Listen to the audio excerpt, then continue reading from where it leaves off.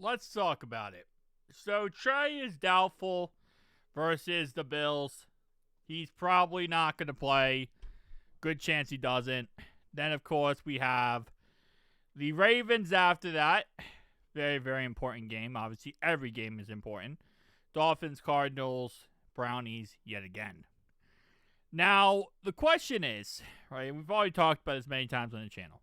Do I believe Trey Hendrickson is hurt? Absolutely, yes, 100%, no doubt about it. I don't think he's faking an injury. I don't think he's faking anything. I think he is hurt.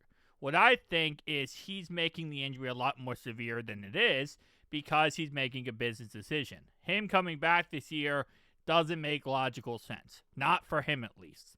Unless he 100% believes we're going to franchise tag him, which I don't think we're going to, because that franchise tag, after everything being said, would be $36 million. It's $26 million to franchise tag, and then once you add in all the other money, it ends up being $36 million. I have video on this. I have posts on this. I'm not getting into the nitty-gritty of that, but anyway, it would be $36 million in the end. If he hits free agency, the best Trey's going to get is $32 million. Him coming back doesn't make logical sense. All he's going to do is potentially re-injure himself or injure himself worse and make way less money because he's not going to be healthy. So I think he's making a business decision. That's my whole situation. Now the question is, why doesn't the Bengals just put him on IR? And it's a good question because it would make logical sense. Put him on IR so that you can get another player on the roster to fill his spot, and he doesn't count toward the 53-man roster. It would work out very well for us. The problem with doing that, and the reason why I don't think the Bengals want to, is they're holding out hope. They're just holding out hope that maybe he does return and he does come back. And obviously, at the end of the day, the Bengals want him out there, right? They're paying him money. They want him out there. And if the idea is, well, after the season, he'll leave us anyway and go somewhere else, then they really want him out there because now they want to get the most for their money. So I think the idea is hoping he does come back and hoping he does play. Now, there is a little thing we haven't talked about yet, and I think it's very important. So Trey Hendrickson has two incentives for his current deal. If he hits over, and he has to hit both of these, not just one or two, it's both of them. If he hits both of them, he gets extra $1 million. So a good chunk of change. You know, I'm not going to sit here and say $1 million is not, right? But obviously for how much he's made, it's not the craziest amount. Condition 1, he has to play 60% of the defensive snaps. Currently, Trey Hendrickson has played 285 out of 810 defensive snaps for the year.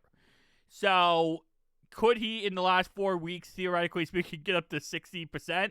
No, he couldn't. He could not. He cannot hit that number. So, the idea that, like, him coming back isn't even a money incentive idea. Now, us making the playoffs is still a possibility. But as it says, you have to have two of these incentives met. Can be earned by at least 60% of the defensive snaps and the Bengals making the playoffs. It's not and or. It's both of them. And the fact is, he's not going to hit both. So, it is what it is, right? Whoever buys into Trey Hendrickson is going to have to tell themselves this. Any team that buys into him. They believe that Trey can repeat his 17.5 sack season, back-to-back 17.5 sack season, right? They're going to have to buy into he could do that and get that done yet again. They're going to have to buy into this year was a wash. It was unfortunate, but he had to deal with injuries, and he played on a very piss-poor team. That's the only way a team is going to give him the $32 million that he's looking for and the long-term contract of 3 or 4 years. If he, can get a team to buy into that, then he's fine. But him playing the rest of this year, maybe putting up 4 or 5 more sacks, but potentially hurting himself worse and not being ready in the offseason for a new team or not being ready to start off next season for a new team is going to hurt his odds of getting that contract. and having a team buy into it. Could he, theoretically speaking, play the next 4 weeks? And obviously now less than 4 weeks because of he's not playing against the Bills. Yes, and he could go out there and he could put up great numbers and he could play every single snap and look amazing. And would that help him? In some way, yes, it would show that he still can play and he you know, obviously he has some longevity to him because he can stay healthy and play those last 4 games. But at the end of the day, what if he goes out there and risks hurting himself or injuring something or tearing something, right? So that's why I always say it's all about a business decision. It's a business move. Do I think he's hurt? Yes. But do I believe he could play? Absolutely he could play. This is a situation where I feel like if he was, you know, theoretically speaking, on a 3-year contract with us right now, he probably would play. He probably would go out there and do what he needs to do. But when you're fighting for a contract and you're fighting for money, you're not going to make decisions like that because you want to get the most money possible. He is considered week to week at this moment in time. As he says here, we're just going to keep taking it week to week, which means there's no update. There's no process of when this is going to happen. And I don't think it's going to happen. I'm just going to be honest. I think he's done for the year, and I think that's pretty much just how it works at this point.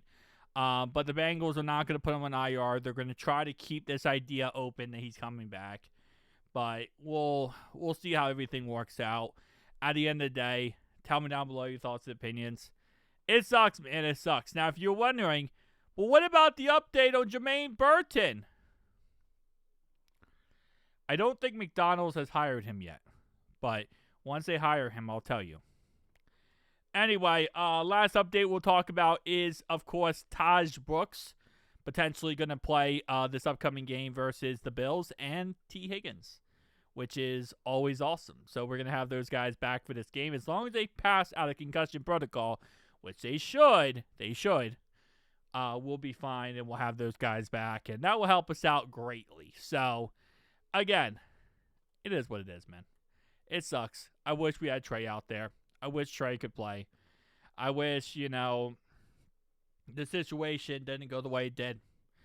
But I will say, this is a situation where we have to give the front office a dub.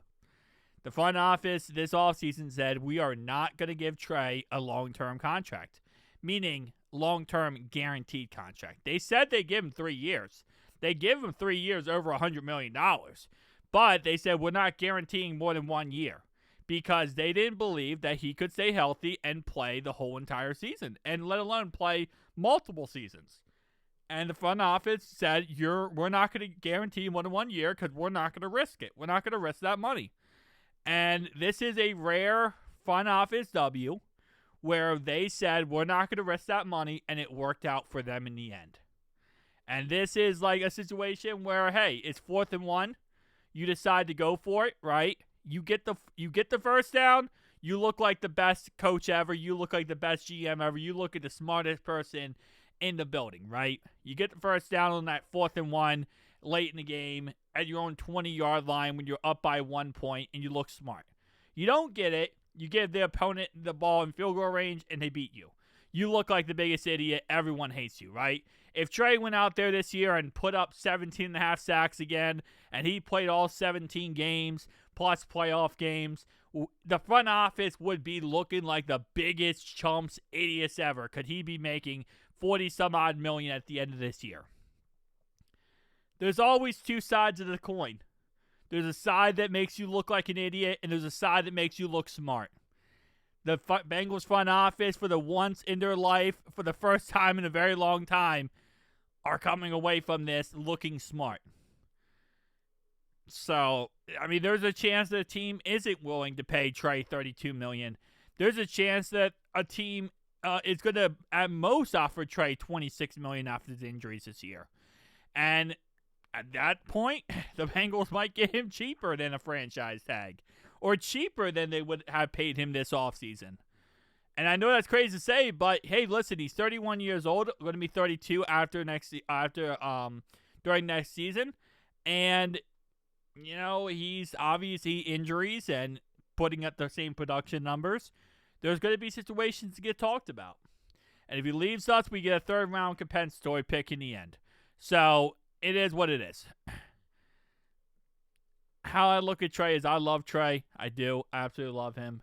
He is that man who I thought, was an absolute unit and awesome. I will say, and I've said this before, I am disappointed and I'm still disappointed. There was a situation where he said many times that he puts business and football separate. He does not combine the two because it's not right for his teammates and it's not right for the fans for him to not play football and not do certain things because of business. He wants to handle business. He wants to do what's best for him and his family. But at the same time, he is a guy who is, very religious, very about God, very about, putting everything in perspective with priorities. And he's not going to hurt a teammate by not playing. Then he refused to play this season if he didn't get paid.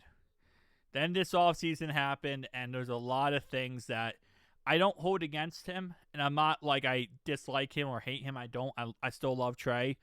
But there's situations that made me change my viewpoints. And I think a lot of people change their viewpoints on Trey Hendrickson after this season.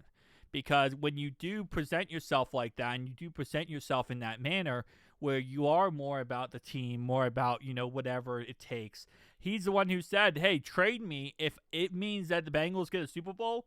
Trade me because I want to help the Bengals get a Super Bowl. And then he turned into hey, I want all the money. Give me the money. Give me this. Give me that. Give me this. I don't care about anyone else. I want everything. Even though, yes, he deserves the money. Yes, he was owed the money. Yes, he's did what he's supposed to do. Play football at a high level. It just rubbed me the wrong way. And again, I'm not holding that against him. I'm not. At the end of the day, I do love Trey. But there is a situation where I'm human. Everyone watching these videos are human. Bengals fans are human. And we're going to have certain viewpoints based on, how situations go. That's what makes us humans. That's what makes us humans. Sorry about my little rant, but I just want to put that out there because a lot of people are like, oh, you hate Trey. I don't hate Trey. I love Trey. I do. I respect Trey. I have a lot of value to Trey. And I appreciate everything he has done for the Bengals. I do, but in bottom of my heart. But those are my viewpoints. Love them or hate them. Think they're bad. Think they're ugly. Think they're beautiful. Think I should shave my head. See you guys next one. Peace out.